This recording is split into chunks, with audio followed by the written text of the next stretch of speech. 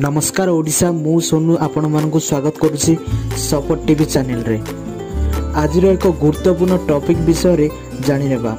जदि आपण मानकु वीडियोटी भलो लागे ताहाले चैनल को लाइक करबा सहित चैनल को अधिक रु अधिक शेयर करिवे। एहा सहित एई भली लेटेस्ट खबर जानिबा को हेले आमु चैनल को सब्सक्राइब करि नेबे। पूर्वतन राष्ट्रपति प्रणव मुखर्जी मृत्यु सते जमिति निषेध होईगला प्रणव ध्वनि परलोक को चलीगले पूर्वतन राष्ट्रपति भारत रत्न पाइथिबा प्रणव मुखर्जी नुआ दिल्ली स्थित army research and referral hospital रे वेंटिलेटर सहायता दीर्घ 3 सप्ताह धरी मृत्यु सह संग्राम चलाइथिले प्रणव मुखर्जी आज शेष विदाय नहीं गले। एथि सहित भारतीय राजनीति रे एक जुगर अवसान घटिला। महिला विकास पई फिकिर ओडिशा 50 अभियान ओडिशा रे महिला नेतृत्वाधीन संस्थागुड़िकर विकास पई फिकी ओडिशा राज्य चैप्टर पक्षरु ओडिशा 50 अभियान को आज वर्चुअल माध्यम रे उन्मोचन करा जायछि। साधारण नारी ठारू आरंभ करी कॉर्पोरेट संस्थार निर्देशक बोर्ड रे कार्य करुथिबा महिला पर्यंत सब क्षेत्र में महिला को सशक्त करबा पई एहा हेउछि अभियानर मूल लक्ष्य। एहा हेउछि फिकीर जातीय स्तरीय अभियान फिकी फ्लैग लेटर 50 रे एक अंश। यही अभियान रे आसंता 2-3 वर्ष रे जातीय स्तर रे 1 लाख रु अधिक महिला को सशक्त करने को लक्ष्य रखा जायछि। एही अभियान रे फिकी ओडिशा पक्षरु महिला विभिन्न दल चिन्हट करी मेंटरंग जरिया रे सेमानंकु एंटरप्राइज गठन प्रशिक्षण कौशल विकास आर्थिक साक्षरता आर्थिक सहायता हासिल करबा और जीवन जीविका पाई CSR कार्यक्रम कार्यकारी करबा भली सहायता प्रदान करा जिवो।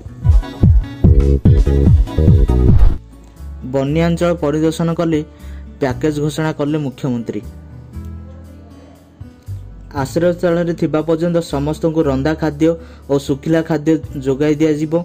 गुरुतर क्षतिग्रस्त जलमग्न ग्रामर परिवार वर्ग को 50 केजी चाउल और 500 टंका तुरंत सहायता जोगाई दिया जिवो।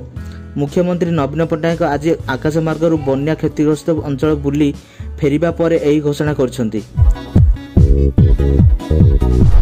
हटिला नाइट कर्फ्यू लॉकडाउन शटडाउन राज्य सरकार सेप्टेम्बर 1 रु 30 तारिख पर्यंत कोरोना कटकणा संक्रांत विज्ञप्ति आज जारी करछंती। स्वतंत्र रिलीफ कमिशनर कार्यालय पक्षर जारी विज्ञप्ति रे कहुଯାଇଛି आसंता मासरे लॉकडाउन केवल अवरोध अंचल भितर ही सीमित रहिबो। पूर्व भली जिलापाल पौर कमिशनर ए संक्रांत निष्पत्ति नेबे।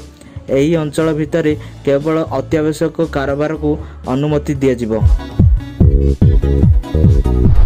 सबु शनिवार सरकारी ऑफिस छुट्टी सेप्टेम्बर मासरे प्रत्येक शनिवार सरकारी ऑफिस छुट्टी रहिबो। बाकी दिन रे भुवनेश्वर और कटक रे समस्त ऑफिस खोला रहिबो। हेले 50% कर्मचारी को नहीं काम हेबा ग्रुप ए अधिकारी माने ऑफिस आसीबा सह केउ 50% कर्मचारी केबे आसीबे ताहा जणाइबे। एहा बाद SRC ऑफिस ओसडामा पुलिस अग्निशम विभाग स्वास्थ्य विभाग पौर संस्था आदि समस्त कर्मचारी को नहीं एही कार्य रहिबो। कृषि मंत्री अरुण साहू कोरोना आक्रांत नयागढ़ विधायक तथा कृषि और उच्च शिक्षा मंत्री डॉक्टर अरुण कुमार साहू कोरोना आक्रांत होइछंती।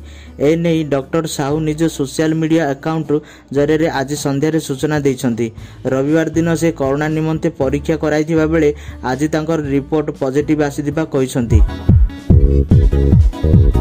अंतरराज्य बस चलाचल को अनुमति केंद्र सरकार अनलॉक 4 रो गाइडलाइंस जारी करबा दिनक परे आज राज्य सरकार निजर गाइडलाइंस जारी करछंती। एथिरे अंतरराज्य बस चलाचल पई अनुमति दिया जायछि। आसंता काली ठारू ओडिशार अन्य राज्य को बस चलाचल नहीं कटकणा को कोहल करा जायछि। तेबे केतक राज्य सरकार एथिपई अनुमति देउ नथिबारु अन्य राज्य को बस चलाचल नहीं समस्या उपजि पारे बोली आशंका प्रकाश पाइछि। सुस्थ होई एम्स रु फेरिले अमित शाह महामारी कोविड-19 रे संक्रमित होई दिल्ली एम्स रे चिकित्सित हेउथिबा केंद्र गृहमंत्री अमित शाह संपूर्ण सुस्थ होई सोमवार सकाळे घर को फेरिचंती। सूचना थाउ कि गत 2 तारिख रे 55 वर्षीय श्री शाह ठारे कोरोना भूताणु पॉजिटिव बाहरिबारु से मेदांत हॉस्पिटल रे भर्ती होइतिले। पर अगस्त 14 रे नमूना परीक्षण बेले ता नेगेटिव आसीबारु से घर को फेरितिले।